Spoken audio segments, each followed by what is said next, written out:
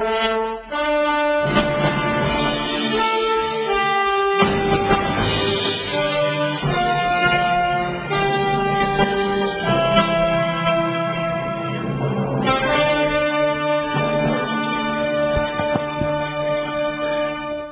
day to you, wherever you may be. Shattering Myths is about to begin. This program is devoted to the most important and fastest growing segment of society. To those of you who have come to realize that the world's political, religious, military, and economic institutions are corrupt, that they are actually counterproductive, that they can't be fixed. Our mission, on behalf of those individuals, is to explore who is working against our interest, to understand how and why they are doing so. Because exposing and condemning such schemes, even when they're patriotic, even when they're religious, isn't hateful. It's the most caring and compassionate thing we can do. In our second hour today, as we typically do on Mondays, it will be sports in the news. Oh, there are so many things to talk about, from a naked Jesus in a hotel room bed to Oprah Winfrey deciding that maybe she ought not celebrate Michael Sam's success before Michael Sam is successful. We will also examine issues related to sexual harassment on campuses throughout America, particularly in educational programs. Then in our concluding hour, we're going to use evidence and reason to continue to explore what Yahweh and Yahusha had to say about Paul's letters. None of it is good. It is obvious that Paul was a false prophet. Now, that might be difficult for many of our listeners to assimilate, but we will continue to prove it in our third hour today. Our phone number, if you'd like to participate in this discussion, is 877-300-7645. I was just amazed by the news from SRN this morning. It's our State Department, it's NATO, it's the White House, all of which are just so revolting these days. They've been tongue-lashing Ukraine, telling Ukraine that it can't have its own troops in its own country if those troops are positioned anywhere near the border of the Ukraine, which for the past 300 years, with the exception of the utter failure of the last 20, has been part of Russia. So nope, you can't have your troops there. You can't be ready to protect ethnic Russians and Russian citizens. In fact, everyone over the age of 20 that is living in the failed state called the Ukraine is a Russian citizen. Now, when Putin announces, I'm just going to withdraw them. I think he's just sick and tired of the whole affair. And he says, I'm going to withdraw them. And what do we do as a country? We have NATO, who puts troops along the border with Russia, who has been nothing but provocative through this entire episode. We have them tongue-lashing. You get somebody said, I'm going to do what you've been requesting just because I'm tired of this whole affair. And then rather than saying, that's great, we even tongue-lash him for that. I mean, there is no way to win with the morons that the United States has deployed in NATO or the White House or in the State Department. If I were Putin, I'd be just revolted. Every time anybody in an official position opens their mouth in the United States, I would expect nothing but vomit to flow out. Public anger has reached a very high level here recently in Turkey. Now, it's only about 20% of Turks that are disgusted, and they ought to be. The world ought to be. The true nature of Erdogan and the arrogance that goes along with being a fundamentalist Muslim is on display. Now, most of Turkey doesn't give a darn. Most of Turkey is comprised of fundamentalist Muslims. He's acting just like them. He is acting like the perfect Muslim, so don't expect anyone to reject him outside of the 20% of Turks that aren't fundamentalist Muslims. But the public anger has been fueled in part by Erdogan's, this article says, own missteps while visiting the scene of the mine disaster last week. Now, this is a great example of what you don't want to do as a head of state when hundreds of people die in a mine explosion. First, Erdogan comments to relatives of the dead and injured miners in which he described the disaster as par for the course in a dangerous business. I mean, imagine that. Imagine that a world leader is going to visit those who are suffering the loss of a loved one in a mine explosion. And his response is, why are you so upset about all of this? I mean, it's par for the course. Mining is a dangerous business. Miners die. You know, on an average year, we lose 1,000 miners. What's the big deal? I mean, suck it up.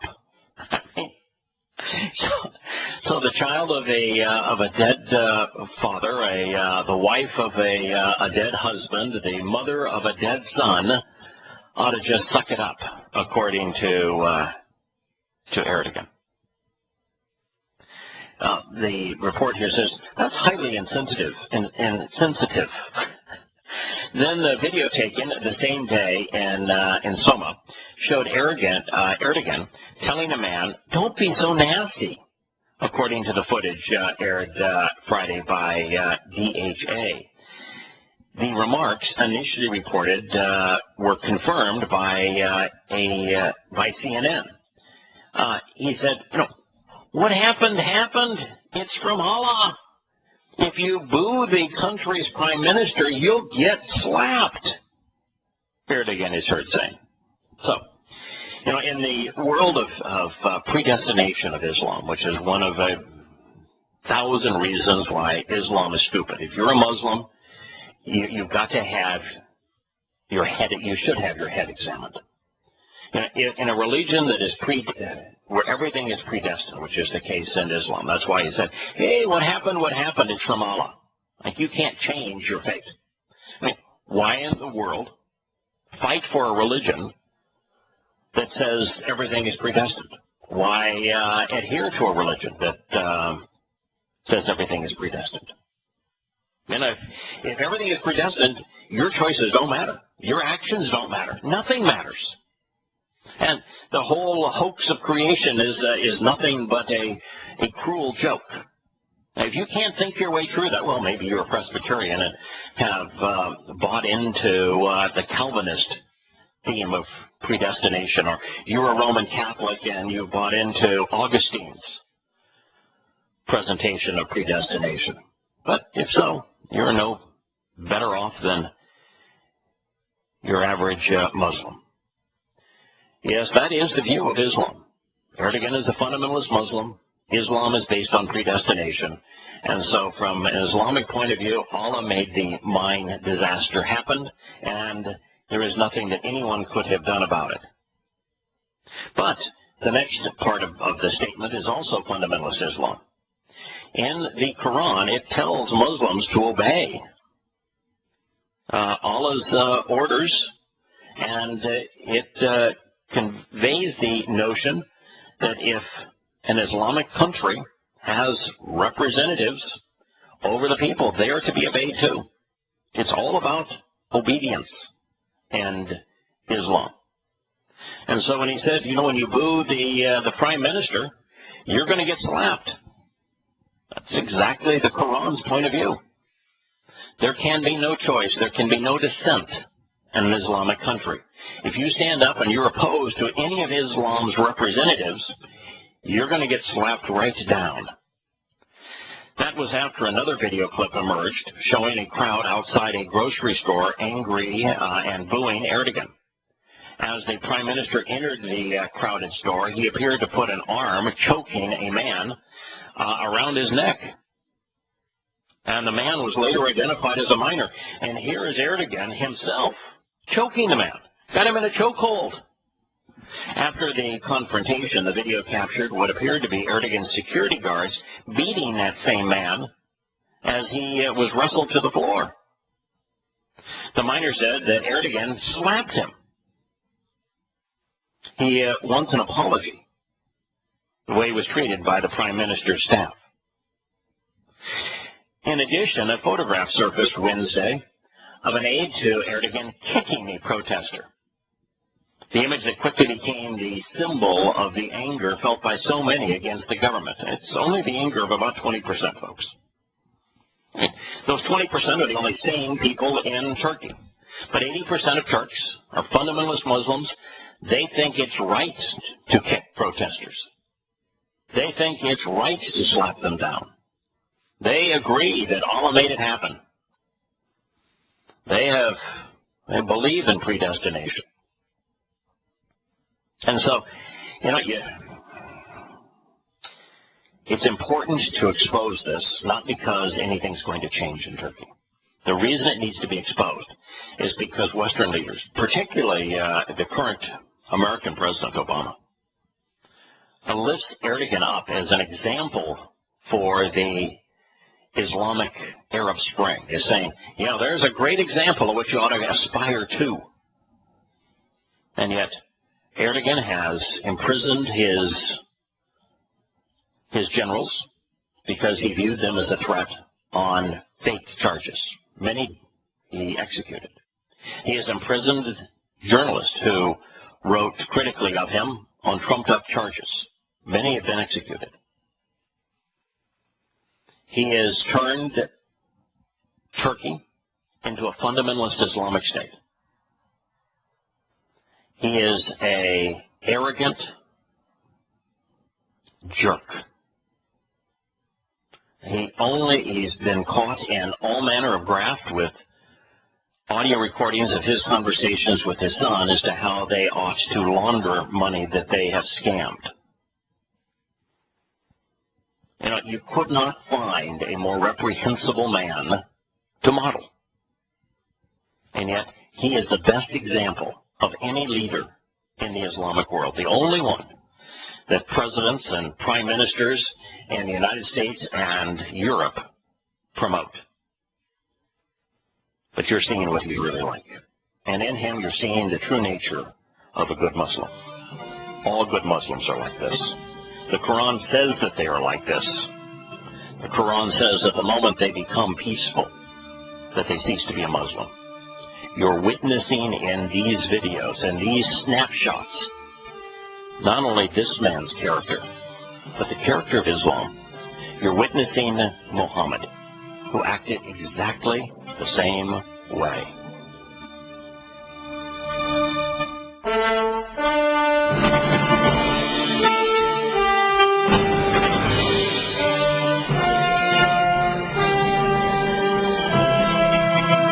Welcome back to Shattering Myths.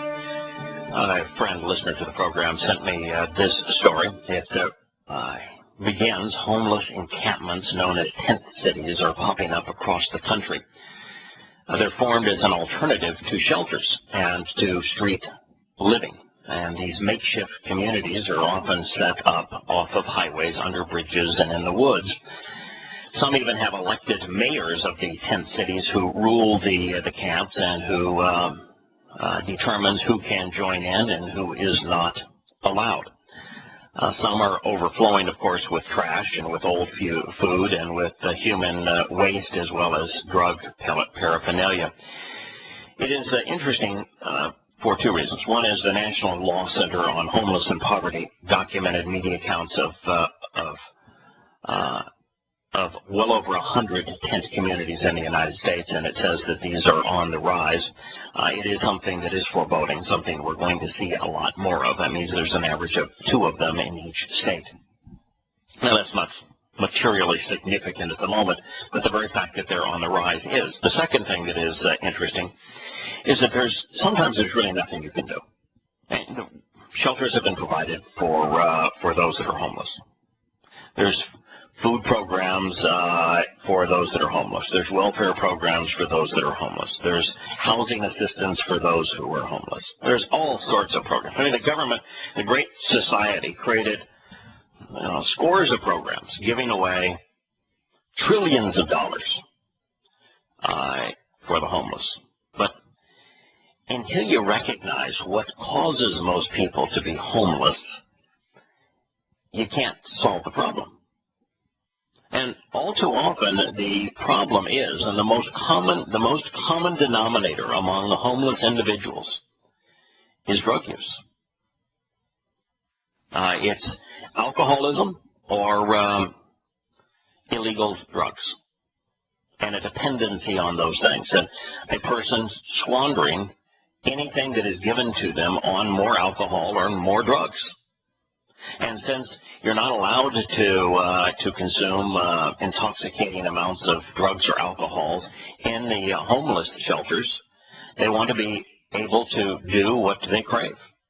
And so that's why they live on the streets, why they beg on the streets, and it's why they live in these tent shelters. Is that 100% of the occupants? No, but it's probably somewhere between 80 and 90% of the homeless have an alcohol or drug problem.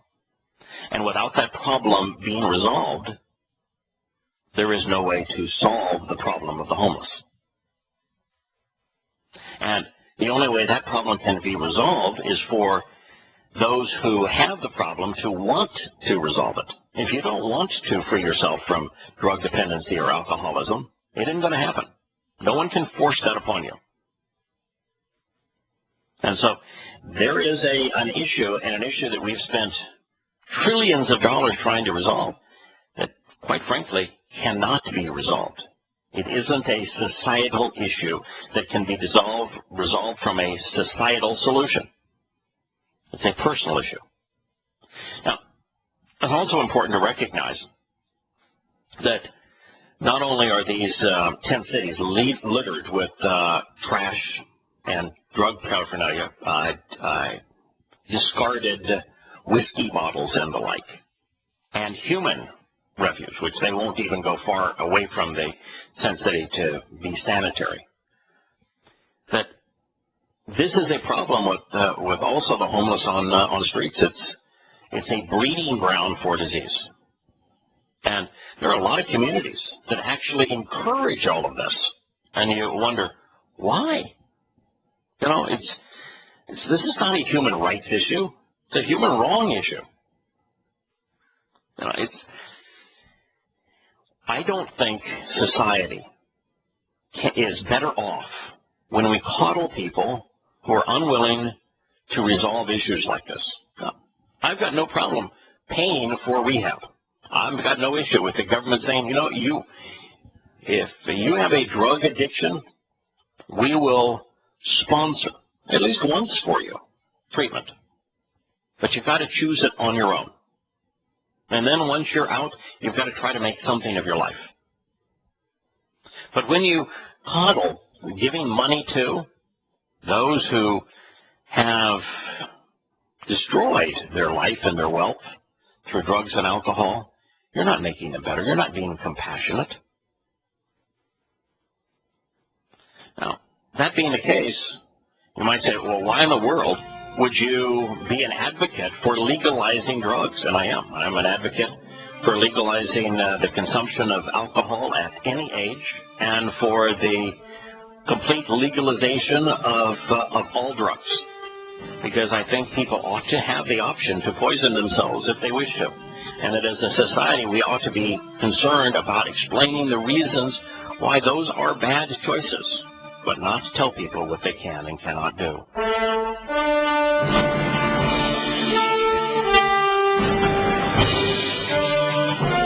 North Korea's president made an emotional apology on Monday over the ferry disaster that killed close to 300 people last month, and said that she would dismantle the country's Coast Guard. It's astonishing what was said here. As president, who should be responsible for people's life and security, I am sincerely apologizing to the people for having to suffer, for them to have to suffer pain, said President Park Geun-hye. The final responsibility for not being able to respond properly lies on me. What an egotistical, idiotic statement. God, what does she think she is, God? No, a goddess. Excuse me. Let's be politically correct. She's a goddess. Hey, this is everything that is wrong with politics. That politicians view that they're responsible for people's lives. They're the great savior.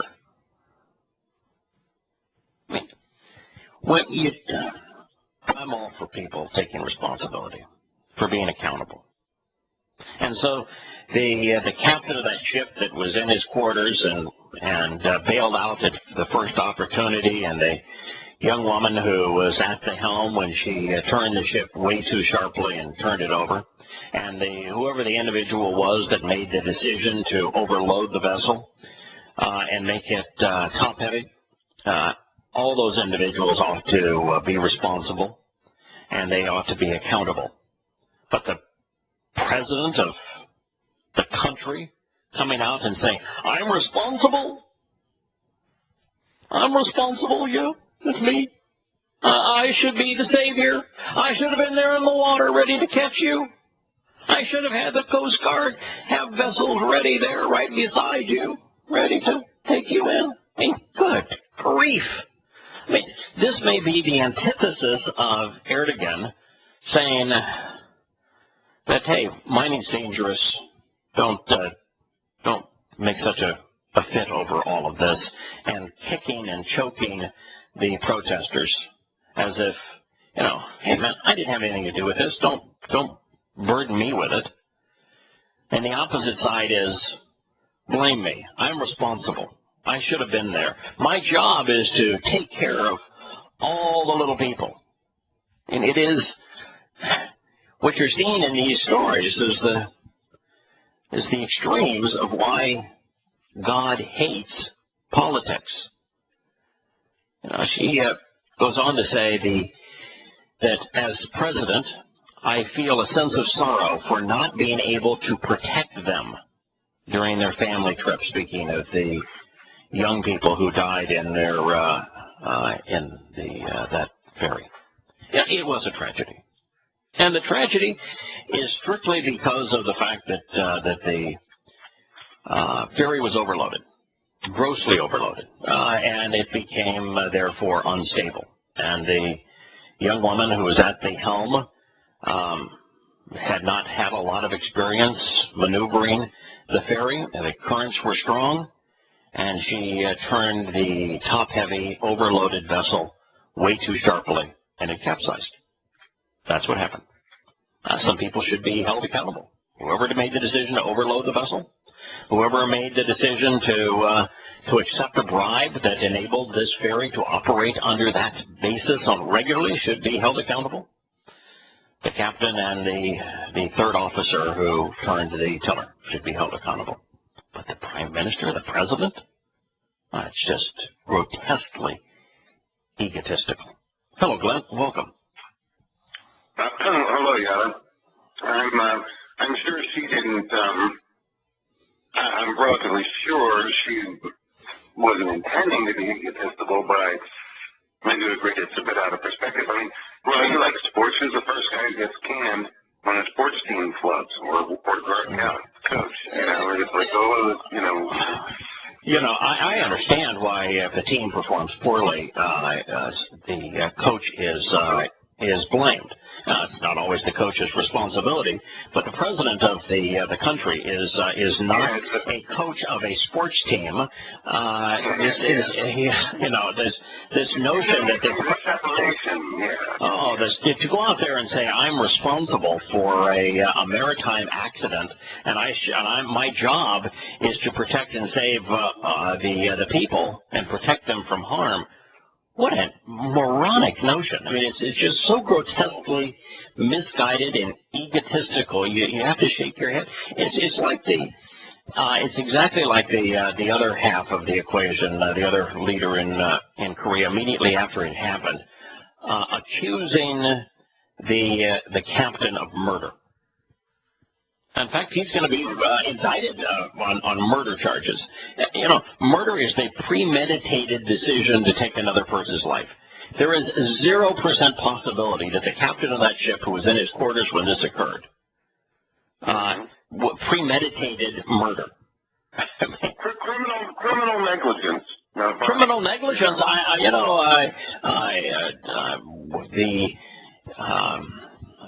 They have a term for homicide when the individual reckless endangerment is one of those terms. But there's a series of terms that describe that.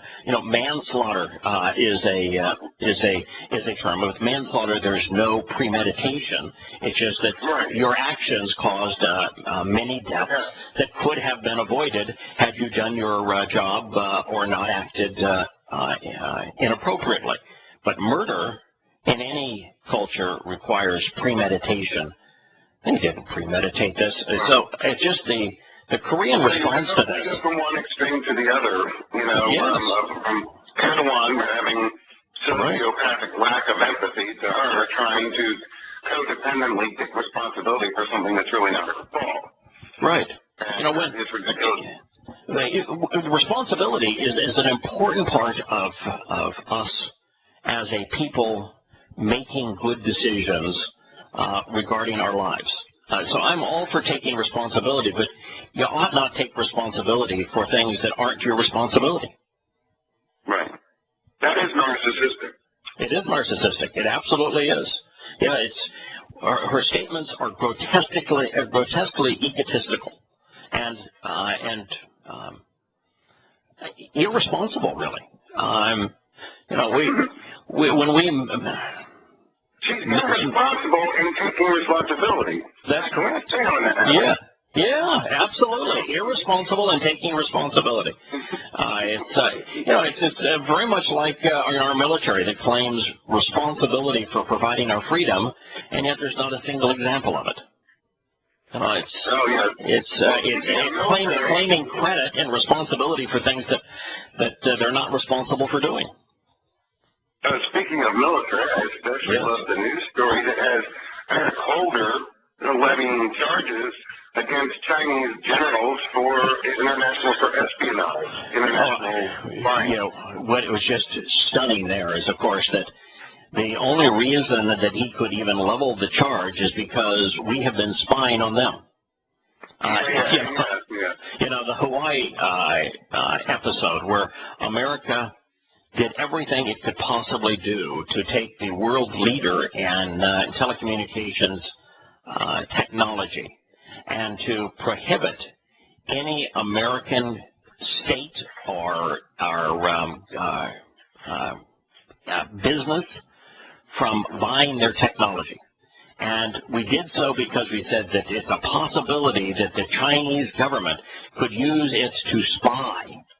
And when in fact, we were inside of Hawaii servers and listening to the private conversations of every single executive within Hawaii, and we were stealing their information. So we were guilty of what we were falsely accusing them of. And it's absurdly hypocritical. And that we would stand on our soapbox and pound our chest and say, oh boy, those generals, they're spying on America. When our spying on them is grotesquely worse than it is the other way around. Oh, yeah. Well, that just seems to be our specialty these days. It is. There's a new program called Newton that the NSA has been deploying. And the purpose of Newton is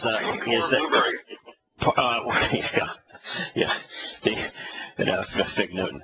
The purpose of Newton is to track millions of young children, early age children, typically in the later development, later years of grammar school and in what we used to call junior high. I guess it's intermediate school now. Middle school. Okay, middle school. I'm revealing my age when I call it junior high. And what they do is they track certain students, and it's a pretty broad swath, and they look for the way that they use the internet to do their homework. And based upon the frequency of their clicks and the logic behind where they choose to click, they make a determination what individuals they ought to be concerned about, because their focus is diligent and their choices are rational, and who they should don't worry about that individual. They're just they're distracted. They're going all sorts of places that do not pertain to the subject that they're studying, and they then lump people into categories. It's kind of like a Brave New World.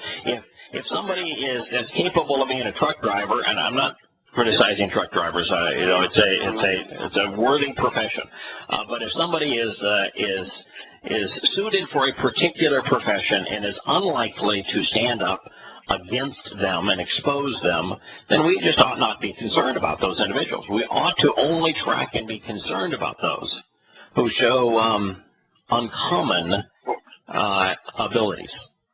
Well, they can tell who's fit for public office by how frequently they plagiarize. That would be and infringe on intellectual property rights. Yeah, well, there you go. But that is a conditioning mechanism that really is troubling. Well, yeah.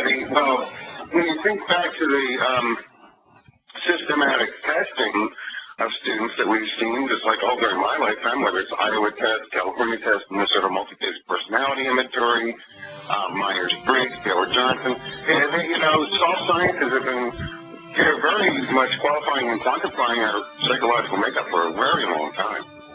That is correct. And all of that now is being kept by the federal government to make distinctions as to who they should be concerned about and who they shouldn't be concerned about. I'm certain with the Edward Snowden episode that they're using it as a defense mechanism. We'll be back in a moment.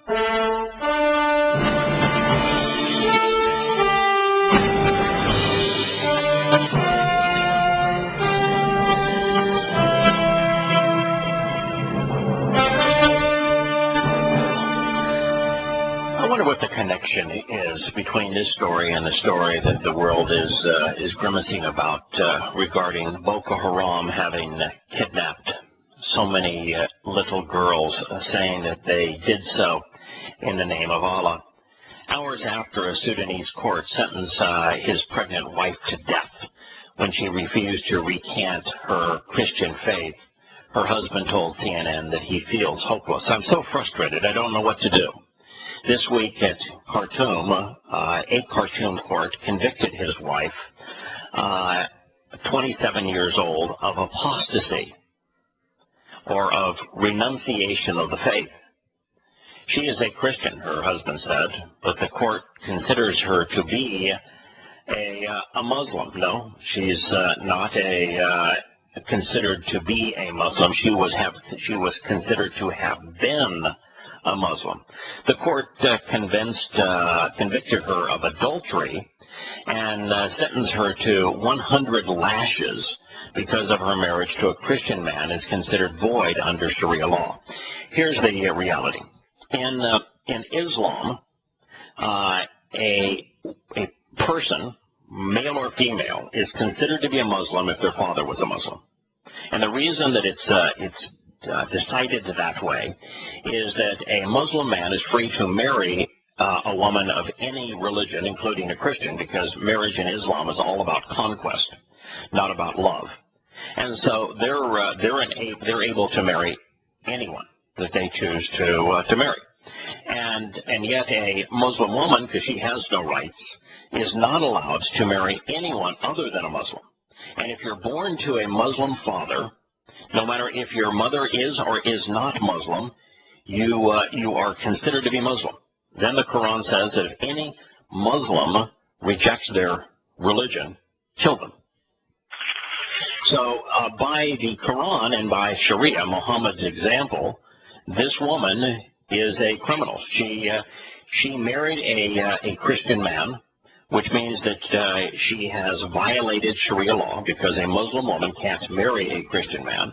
And she is a Muslim woman because her father was Muslim.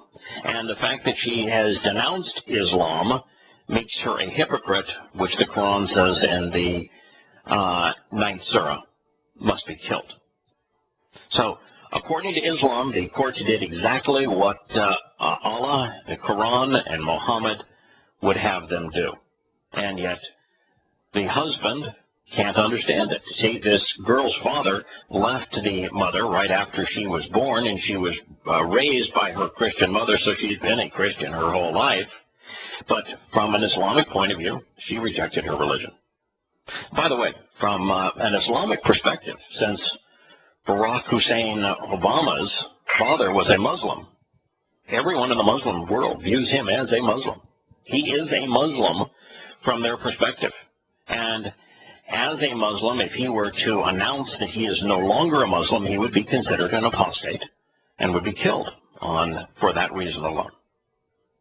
So what do you think the commonality is between this story of this woman whose only crime is that she doesn't want to be a Muslim and therefore going to receive 100 lashes before being killed, is in the story of Boko Haram saying that Allah told us that it was A-okay for us to kidnap these 300 girls.